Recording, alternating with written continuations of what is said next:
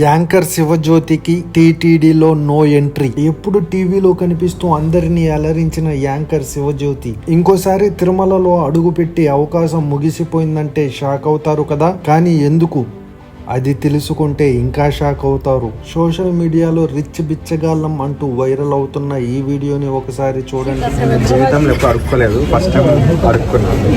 Richest బిచ్చగాళ్ళం Tirupati ప్రసాదం పడుకుంటుండే friends. ఈ video TTD అధికారులను పూర్తిగా ఆగ్రహానికి గురి చేసింది. అయితే టీటీడీ వెంటనే యాక్షన్ తీసుకుంది.